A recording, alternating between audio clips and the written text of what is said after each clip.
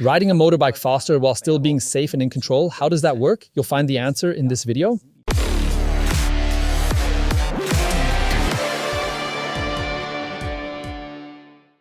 Hello and a warm welcome to 1000 PS TV. My name's Nils, and in this video I've gathered a few tips for you on how to ride quicker while at the same time doing something for your safety. For that, I've spoken with two completely different people from our 1000 PS team. On one hand, there's Adam Chadchild, a multiple Isle of Man finisher and our 1000ps.com expert over from the British Isles. He's part of our team there and regularly shares his test impressions on the English 1000 PS YouTube channel. He rides a lot, looks at things from a British perspective, sporty motorcycling, but also a lot of everyday riding, often on sporty bikes too. And he's out there even when the weather's bad. On the other hand, there's Ewald Baumgartner. Ewald is a motorcycle riding technique expert and instructor, among other things, at the 1000 PS Bridgestone track days. He's one of our team's riders who works a lot with beginners, so he's got a really good sense of where things tend to go wrong for those who don't have much experience yet. But he also has the precision and eye for detail needed to help riders who want to improve. So, let's have a listen to the first tips these two colleagues have prepared for you.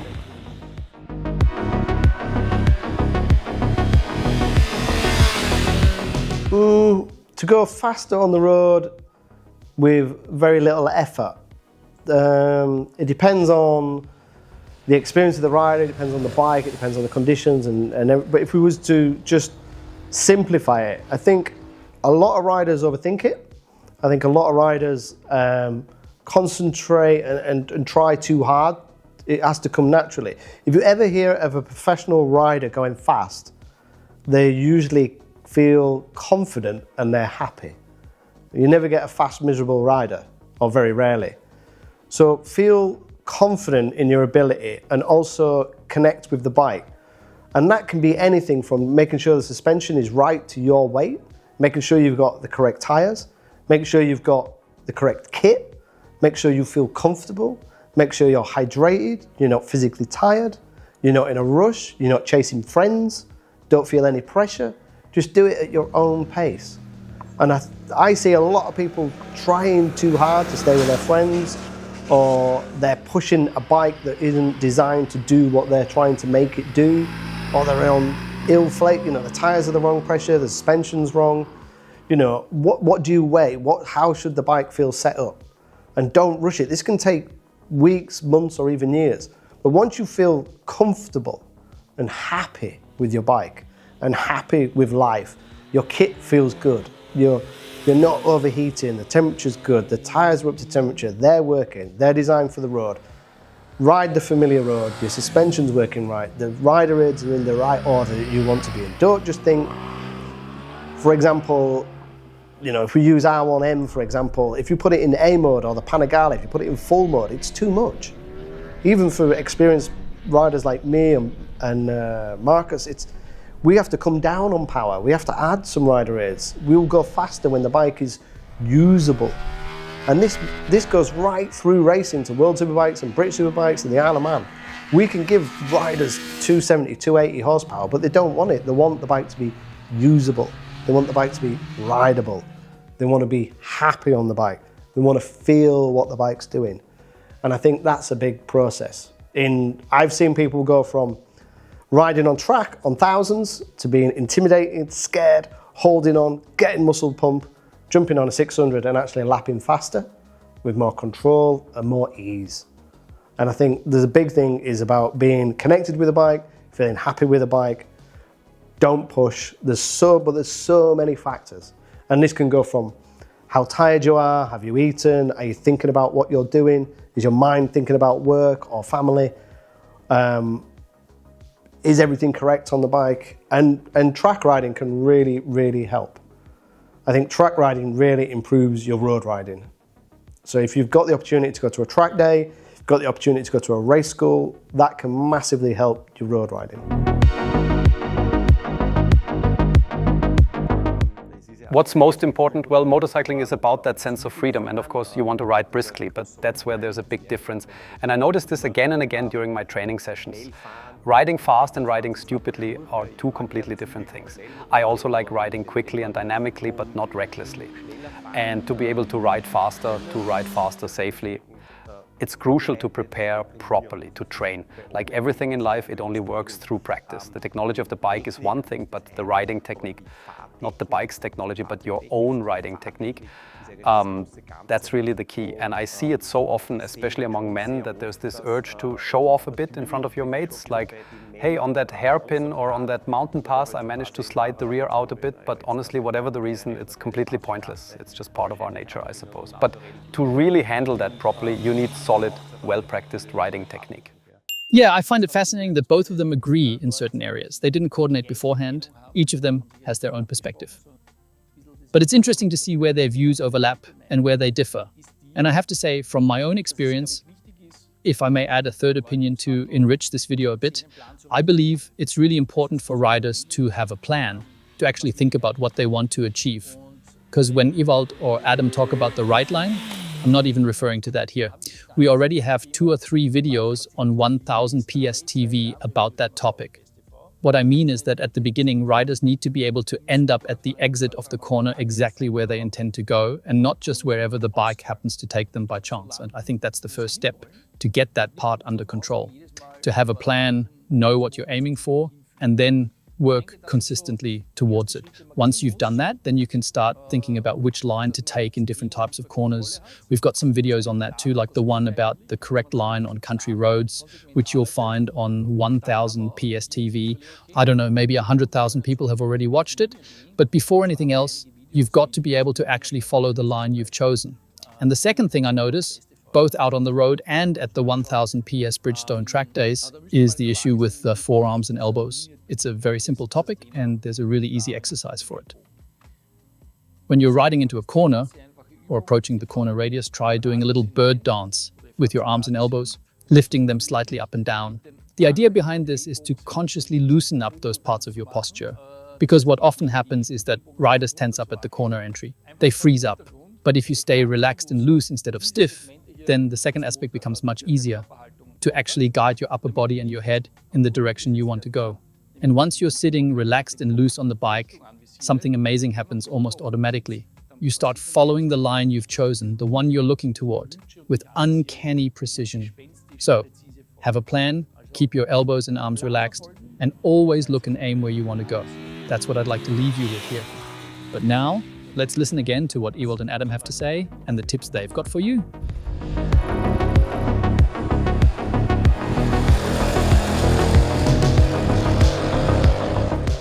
I think real new riders who I've ridden with and beginner riders, I don't think it's so much the fear. I think a lot of it is they're trying to take in too much information and they're not looking far enough ahead.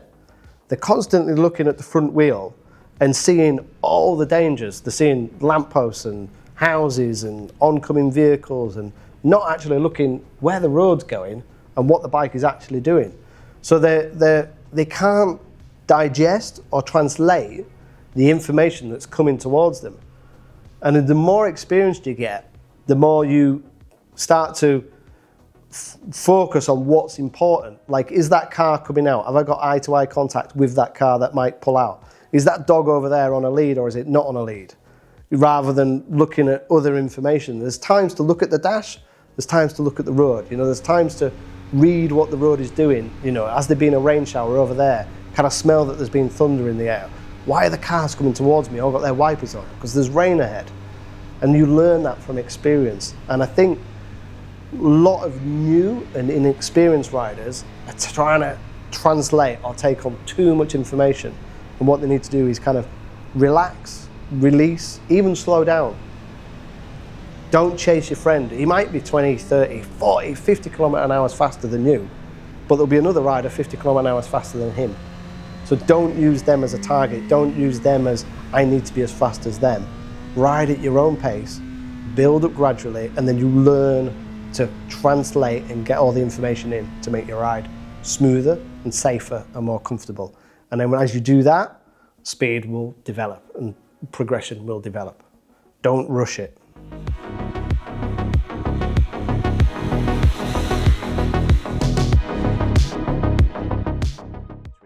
On public roads, it's a bit different from riding on the track. On the track, I often see it during the 1000 PS track days and the instructor sessions. Many riders brake way too early. There's a lot of respect involved, of course, because when you're braking from 200 kilometers per hour into the first corner, that feels intense. But still, it's usually far too early. You could easily stay on the throttle for another, I don't know, 50 meters or more without any problem. That's one thing. Out on the road, though, the issue is more about uncertainty, not being sure how much grip the tarmac actually has. Most riders are, I'd almost say, really afraid of leaning the bike over. That's why they often run wide. They simply don't dare to lean the motorcycle further into the corner. So they sit the bike upright too soon and drift wide. That's really the main issue. Now, riders are going through corners far too slowly in reality.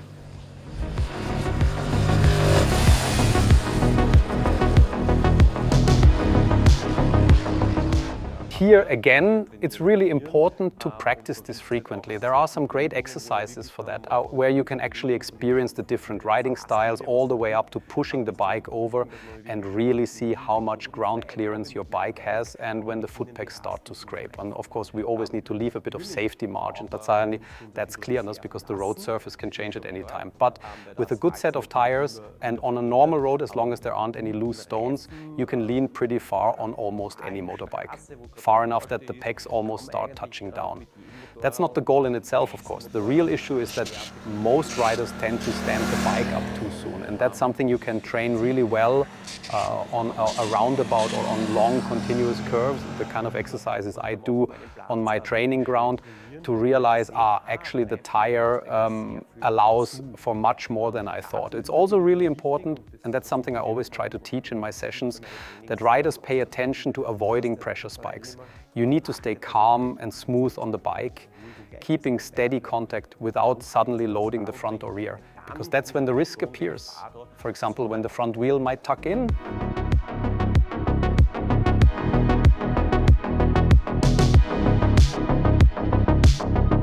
When it comes to riding faster and safer, there are many different aspects to consider.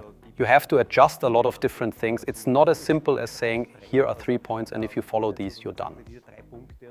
It starts with vision technique. Your vision dictates your line, and we've all heard that before. Things like turn-in points, apex, exit points, the right line choice, that's all part of it.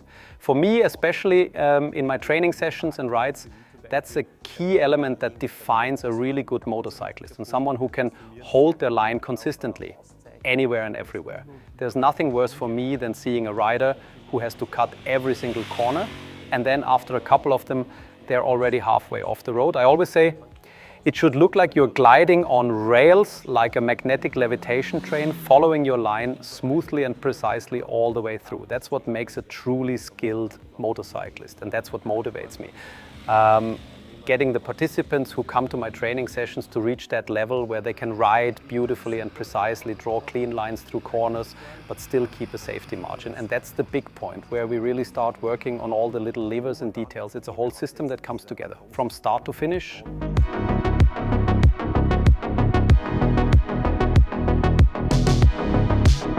I think by now everyone knows it in theory, but when you ask during training, where do you look? The answer is always, well, where I want to go. Sure, around the table everyone says that, but actually doing it in practice is really difficult because that's just how people are wired.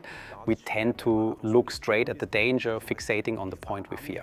And the only way to overcome that is through training, by consciously forcing yourself to turn your head into the corner, making sure your nose points in the direction you want to go, keeping your head upright so that your brain can process all the visual input faster and more accurately.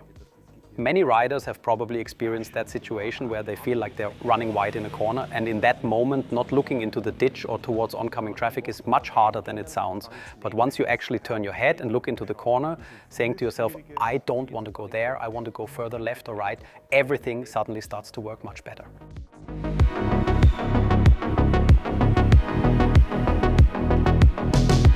Almost no one notices it themselves. That's a really big point. Without someone from the outside pointing it out, most riders won't realize it at all. There are probably plenty of bikers out there who've never paid attention to whether they keep their head upright when cornering. Most tend to tilt their head, and that's actually quite bad. Your eyes should always stay horizontal, parallel to the road surface. And of course, if you've been riding for 30 years without any issues, you won't even notice it and think, why should I change anything? But once you find yourself in a tricky situation, or if you want to ride faster and improve your skills, then it's not just about safety anymore, it's also about performance. And that's when you have to make those fine adjustments, tweak those little details, but for that you need external input. Someone who can see what you can't and point it out from the outside. Yeah, throughout this whole interview with them, there was hardly ever, or actually never, any mention of needing massive engine power. But of course, in real-world riding, there are always situations where sheer engine performance can make you faster. That usually happens up in the mountains where it's steep, or on roads that have long straights between those tricky, tight hairpins. Because on those straights, everyone in the group can just open the throttle fully, no matter how skilled they are. And then it really does make a difference whether you've got 170 horsepower or 80. Whereas in twisty terrain, the experienced riders are absolutely right when they say it's not about power, it's about the rider, because in very winding sections, you can easily keep up with the front group on any bike with around 80 horsepower, as long as you can ride reasonably well. But on long connecting straights, and especially if there are lots of them, you can genuinely gain time through pure engine power. That doesn't necessarily mean you're riding unsafely. You don't have to accelerate to the bitter end or blast into the next bend at 300 kilometers per hour. But those acceleration phases shorten noticeably, and over time, that does add up. And for riders who might not be quite as confident, this can actually be a real advantage when overtaking. Having a bit of extra torque, a bit of a power cushion that you can still handle comfortably, gives you an extra dose of safety, because you can complete overtakes more quickly and with less stress without overwhelming yourself. From my point of view, that's an important factor when choosing the right engine size. But let's listen to a few more tips from the two of them.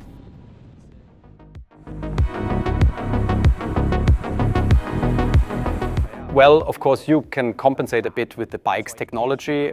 We know that from the racetrack. You can easily gain half a second or even a full second just because the bike has more power, better throttle response or more advanced electronics.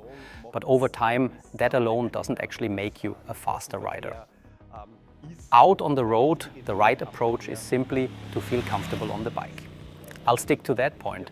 If you're riding a motorcycle that never feels right to you, then you've chosen the wrong one.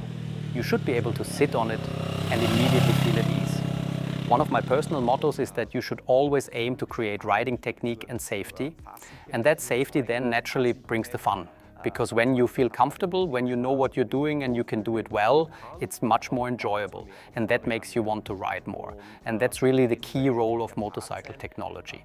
From the technical side, with the bikes available today, you can ride safely, confidently, and have loads of fun on pretty much any motorcycle out there.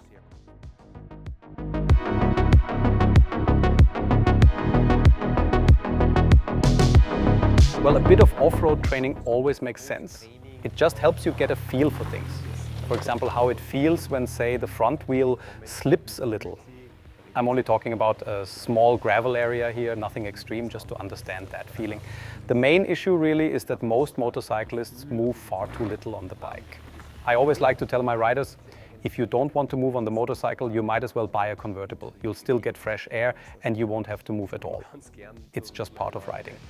Motorcycling is, after all, a kind of sport.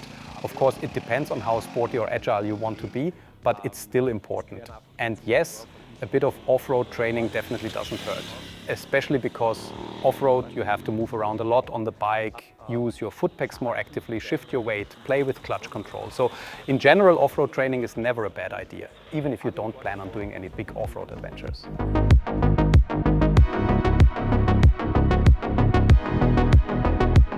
You don't have to start doing gymnastics on the bike, that's clear. But being a bit more agile on the motorcycle certainly doesn't hurt, and it's actually very important. You shouldn't just sit there statically.